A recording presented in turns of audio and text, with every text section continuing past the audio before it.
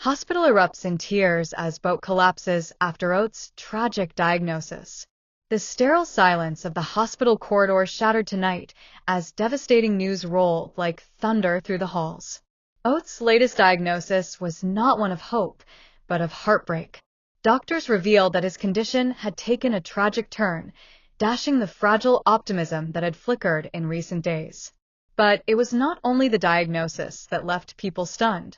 It was Boat's reaction, the raw, unbearable collapse of a man whose world was unraveling before his eyes, that turned the hospital into a river of tears. The diagnosis that broke the world.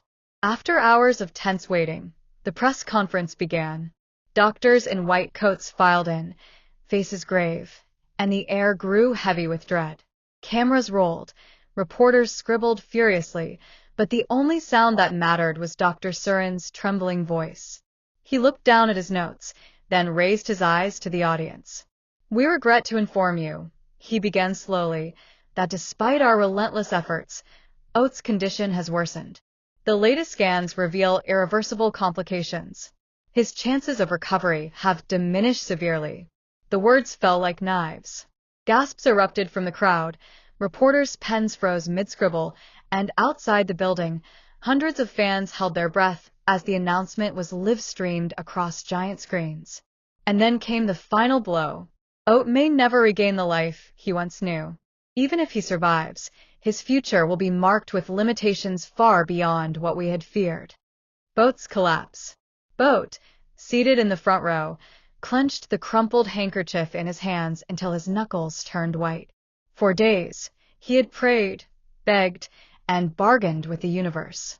He had whispered promises into Oates' ear while clutching his hand, believing, hoping, that love alone would be enough. But as the doctor's words pierced the air, Boat's entire body trembled. His lips quivered, his chest heaved, and before anyone could react, he collapsed forward, falling to his knees on the cold hospital floor. "No!" His scream cut like glass, echoing down the corridor. "Don't say that. Don't you dare say that." The sound was so piercing that nurses and fans alike burst into tears. A journalist later described it as the cry of a man watching his soul shatter. A hospital in tears. The scene inside the hospital spiraled into chaos. Doctors tried to continue, but the sobs from staff, reporters, and fans made words impossible. Nurses in the hallway covered their mouths, tears streaming, unable to stay composed. Even stoic security guards wiped their eyes as they tried to steady Boat, who was convulsing with grief. Ploy, the journalist ally who had stood by Boat since the accident, rushed forward to support him. She crouched down beside him, her own tears falling freely. "Boat," she whispered through sobs, "he needs you strong. You can't give up now." But Boat could only choke out, "He's my everything. How can I be strong when I'm losing him?" Fans outside break down.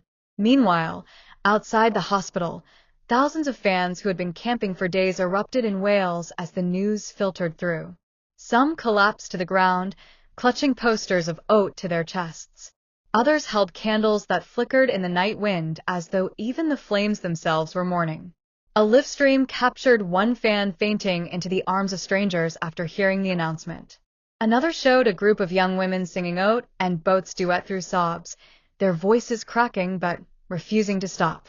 In Seoul, Beijing, New York, Paris, and Bangkok, fans staged impromptu vigils, their grief spanning continents. The entire globe seemed to cry as one. A shocking confrontation. As Boat was helped to his feet, anger flared through his tears. He turned toward the doctors, eyes burning. "You can't just stand there and give up on him," he shouted. "You talk about charts and scans, but what about his spirit? What about his will? Oates isn't a statistic, he's a fighter." His words silenced the room. Dr. Surin, visibly shaken, tried to respond. "We are doing everything medically possible." But Boat cut him off, voice trembling with fury. "Then do more. If love can keep him alive, don't you dare say it's impossible. I won't let you take hope from me." That confrontation, captured on video, went viral within minutes. Fans flooded the internet with messages. "Boat is right. Miracles happen.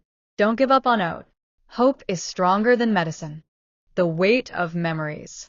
After the conference, Boat stumbled back into Oates' room. He collapsed into the chair by the bedside, his body shaking as he buried his face in Oates' blanket.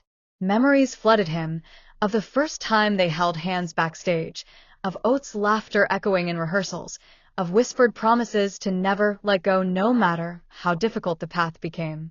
"Do you remember that night?" Boat whispered through tears.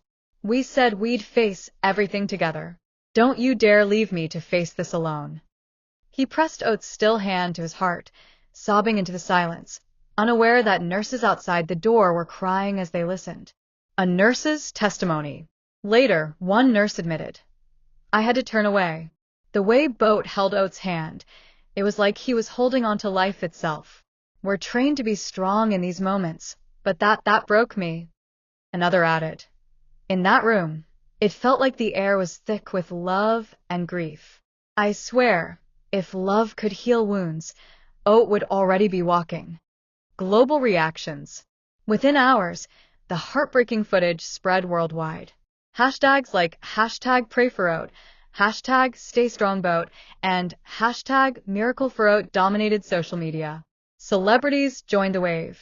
Sue Kai posted, "My heart breaks tonight. Stay strong, Boat. Oat, we're all waiting for your return." Tan Songyan wrote, "No diagnosis can measure the strength of love. We believe in you, Oat." Even global stars outside Asia chimed in. A Hollywood actor tweeted, "This story has touched us all. Sending prayers for Oat and Boat from across the ocean." The Candlelight Promise. By nightfall, fans organized a massive candlelight vigil outside the hospital. Thousands stood shoulder to shoulder, candles illuminating the darkness like stars fallen to earth. They sang Oates' songs, their voices trembling but united, sending a chorus of love through the hospital walls.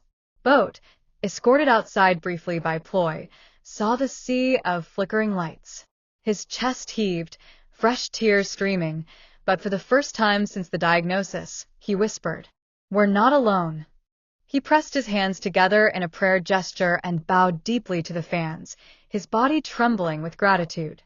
The crowd erupted in chants. "Oat! Oat! Oat! Fight! Fight! Fight!" The tear that sparked hope. Later, back in the room, Boat laid his head against Oates' chest, whispering stories and memories. And then, something unexplainable happened. A single tear rolled down Oates' cheek. Doctors insisted it could be a reflex, but Boat refused to believe it was coincidence. He gasped, clutching Oates' hand. "You heard me, didn't you? You're still here. Please keep fighting." The story of that tear spread across the world within hours. Fans called it the miracle tear, a sign that Oat was still battling in the shadows of his coma. Conclusion: love against fate. Tonight, the hospital halls are quieter, but the air is still thick with grief, hope, and unyielding love. Boat, though shattered, refuses to let go. Fans around the globe remain united, holding their candles high, whispering prayers into the night sky. Oates' diagnosis may have crushed optimism, but it has also ignited a fire of love, loyalty, and belief that miracles are still possible. As one fan outside the hospital said, tears streaming down her face, "They gave us the worst news tonight. But as long as Boat is fighting, as long as that tear fell, I will believe. Oat is not gone. He's still fighting. And so are we." And so, the world waits, hearts broken but unyielding, watching for the day Oat opens his eyes and proves that love can defy even the darkest fate. Boat's collapse, the moment that shattered the hospital. The words of Dr. Surin hung in the air like a death sentence, and silence swallowed the room before chaos followed. But the silence wasn't ordinary. It was heavy, suffocating, and deafening all at once. Eyes darted to Boat, everyone knowing deep down that his reaction would become the emotional epicenter of the storm. He sat frozen for only a second, just 1 second where he clung to disbelief, his knuckles pale as he squeezed Oates' scarf between his trembling fingers. But then his body betrayed him. His shoulders slumped, his chest heaved violently, and he let out a sound that could hardly be called human, a guttural cry that tore through the sterile air. His knees buckled. The world seemed to move in slow motion as Boat crashed to the hospital floor. The sound of his collapse echoed like thunder through the conference room. A few gasps rang out, then the room erupted in sobs. Nurses dropped their clipboards, reporters lowered their cameras, and security guards who had seen countless crises found themselves unable to look away. "Don't take him from me." Boat's palms slapped against the floor as though trying to ground himself in a reality that felt unreal. His cries reverberated against the white walls, raw and uncontrollable. He clawed at the air, his eyes wild, until finally he screamed, "Don't take him from me." His voice cracked in two, shattering whatever composure remained in the room. A nurse pressed her hand to her chest, as if the words had pierced her own heart. Reporters lowered their cameras, not out of professionalism, but because their hands were trembling too much to hold them steady. Chloe rushed forward, her heels clicking frantically on the tile, crouching beside him. She wrapped her arms around his shoulders, but he shook uncontrollably, his body jerking with sobs. "Boat," she whispered desperately. "You can't fall apart now, he needs you." But Boat's reply was broken, fragmented. "I can't live without him." The room drowns in grief. What happened next has already been described by witnesses as the moment the hospital itself broke down.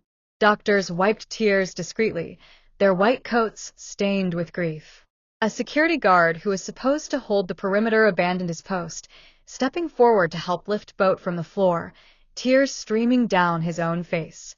Even hardened reporters who had come prepared to capture tragedy found themselves crying into their notebooks.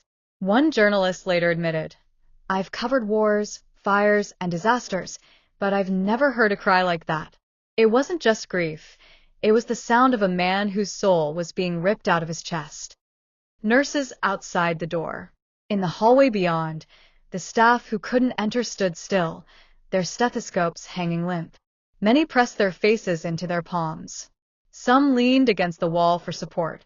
It was as though Oates' diagnosis had broken not just Boat, but the very spirit of the hospital. One young nurse whispered to another, "It feels like love itself is collapsing in front of us." And in a way, it was. Fans watched the collapse live. The scene did not remain confined to the four walls. The press conference had been live-streamed, and as Boat fell to the floor, millions of fans worldwide watched in horror. Social media timelines froze. Live-stream chats filled with desperate cries. "Boat, please, stay strong." "I can't stop crying. Someone hug him." No diagnosis can destroy what they have. Clips of his collapse spread like wildfire. Within minutes, hashtags like #BoatCollapsed, #PrayForOdinBoat, and #LoveStrongerThanDeath topped global trends. Confrontation through tears. When Boat was finally helped into a chair, his body still trembling, he suddenly lifted his head. His eyes, red and swollen, locked on Dr. Surin with a ferocity no one expected. "You're wrong," he rasped, voice raw from screaming. "You see numbers. I see a man who has survived everything before. I see my Oat. He is more than your charts, more than your machines. You can't decide his fate." His words shook the room. The doctor faltered, his medical detachment cracking under the weight of a lover's fury. For a moment, everyone seemed to believe that Boat's conviction could alter destiny itself. Memories that crushed him. But fury gave way to despair again. Boat buried his face in his hands, rocking back and forth. Memories tore through him.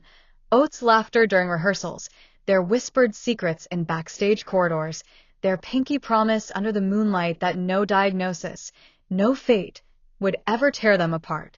He sobbed, repeating like a mantra, "We promised, we promised, we promised."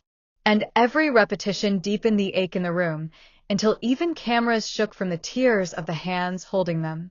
A hospital-wide breakdown. By the time Boat was escorted out, the hospital was no longer functioning as just a medical center. It had become a cathedral of grief. Patients in waiting rooms cried with strangers. Families who had never met Oat or Boat whispered prayers for them. Staff moved like shadows, their eyes glassy, their steps heavy. A janitor, leaning on his mop, muttered, "I've cleaned these floors for 20 years. I've seen death, but never love like this. If love could heal, Oat would already be running." Outside, a sea of tears. The moment Boat emerged, supported by Ploy, the crowd outside erupted in cries. Thousands of fans pressed against barricades, reaching out as if their hands could somehow carry his grief.